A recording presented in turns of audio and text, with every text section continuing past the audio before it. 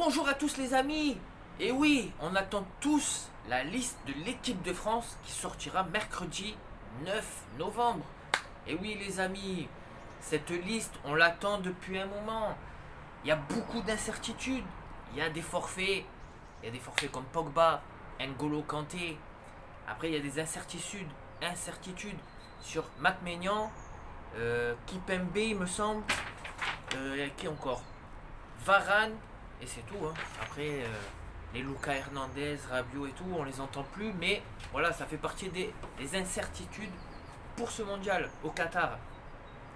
Donc voilà les amis, je vais dévoiler ma liste pour demain, la mienne, celle que je pense qui serait le mieux pour qu'on réussisse un mondial, malgré beaucoup d'absences qui vont peser dans l'équipe. C'est des absences qui vont beaucoup peser dans l'équipe. Parce que Pogba, Kanté, quand tu les as pas dans l'équipe, c'est pas la même chose. C'est pas la même chose les amis.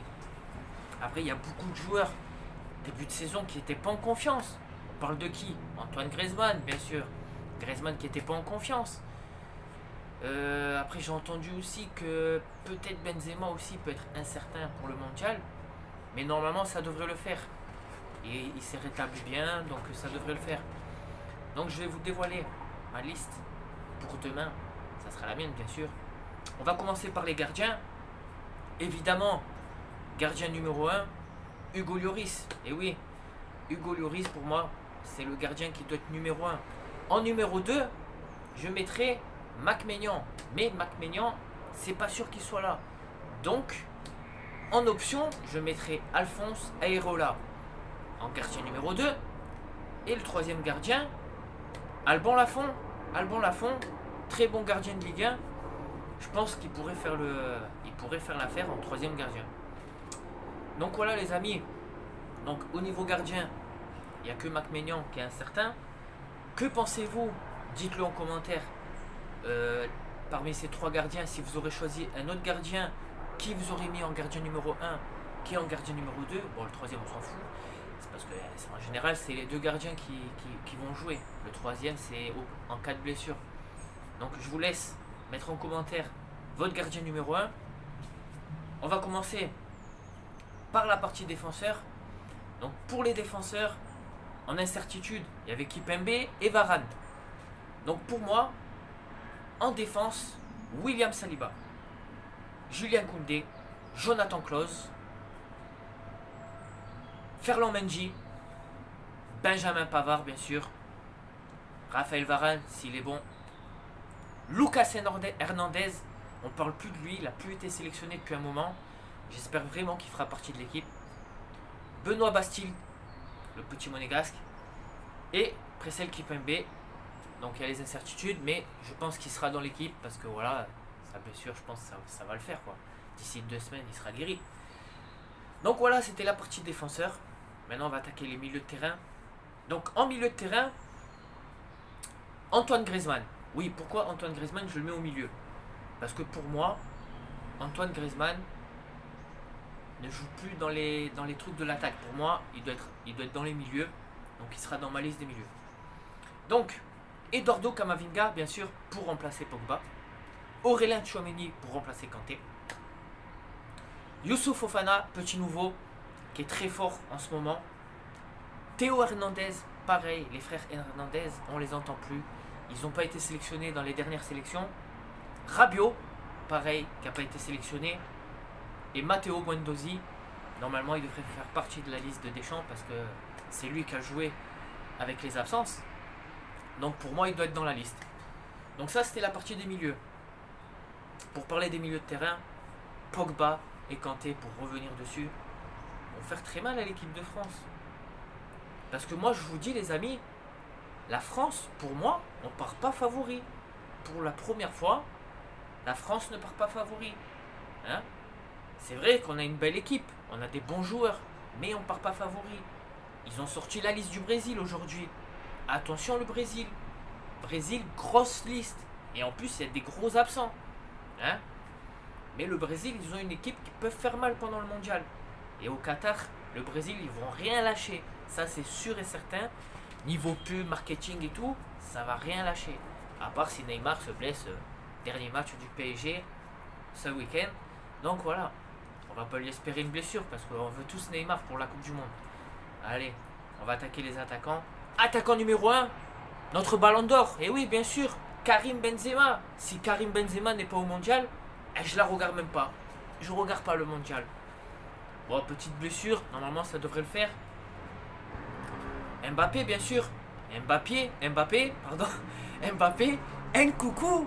Oh, pour moi, le duo d'attaque cette année, ça doit être Benzema en pointe, Mbappé, Nkoukou. Ça doit être pour moi, c'est le duo d'attaque qu'on doit mettre pour le mondial. Si vous êtes d'accord, les amis, mettez en commentaire votre duo d'attaque pour le mondial. Olivier Giroud, c'est obligé qu'il vient.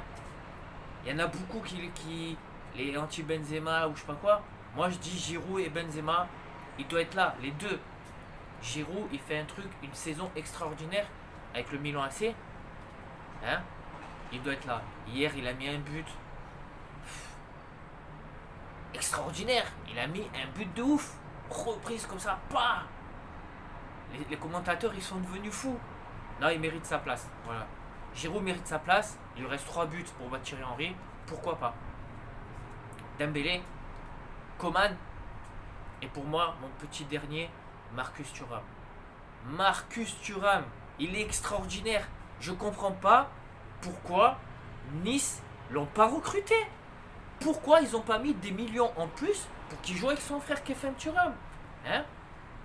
Ça c'est le regret pour le GC Nice. Il faut le dire. Marcus Thuram, à quelques millions près, il signait à Nice. Et au final, il est resté à Mönchengladbach. Et à Mönchengladbach, il fait quoi? Meilleur buteur. Je crois qu'il a 6 ou 8 buts. 6 ou 8 buts. C'est incroyable, les amis. Et il fait une saison encore magnifique. Autant l'année dernière, il y avait un peu des petits doutes sur lui, parce qu'il marquait un peu moins. Mais pour moi, Marcus Thuram mérite sa place en équipe de France de nouveau. Donc voilà, les amis, ma liste de l'équipe de France pour demain. En espérant que Didier Deschamps m'écoute avant de faire sa liste. Mais bon, à mon avis, il a tout pensé, tout est en tête et tout. Donc voilà, c'était ma liste des 26 joueurs, parce qu'il y a une nouveauté, c'est 26 joueurs sélectionnés pour aller au mondial. Hein, parce que apparemment, par rapport au Covid, d'avant, ils ont fait une loi, que maintenant c'est plus 23 joueurs, c'est 26 joueurs qui se déplacent. Mais, d'après ce que j'ai compris, c'est 23 joueurs sur le banc et 3 qui sont sur les tribunes, donc c'est pas top. Parce qu'avant, c'était même pas les tribunes, je crois que c'était à l'hôtel. Donc voilà, 26 joueurs. Je connais pas du tout les matchs amicaux. Putain, je me suis même pas renseigné, je fais la vidéo, je sais pas s'il y a des matchs amicaux avant le mondial. Mais voilà, il va falloir roder tout ça. Hein. Et dites-moi vos avis sur cette Coupe du Monde. Est-ce que la France va passer les poules? Ah oui, il faut rappeler la poule. Tunisie, Australie et Danemark. Notre bête noire, le Danemark. Hein. Donc voilà. La Tunisie, il y avait un petit problème. Ils disaient qu'il y avait des problèmes dans leur fédération.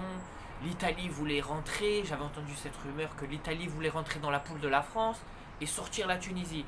Mais ça ne se fera jamais. C'est impossible. Donc voilà, notre poule, c'est Tunisie, Danemark et Australie. Australie, une équipe de l'océan là-bas, là. Et donc ça peut être pas mal. Hein. On va jouer contre les kangourous. Hein. L'Australie et kangourous. Hein. Moi, je pense à ça de suite. Hein. Donc ça risque... On les connaît pas, mais il faut se méfier. Il faut se méfier.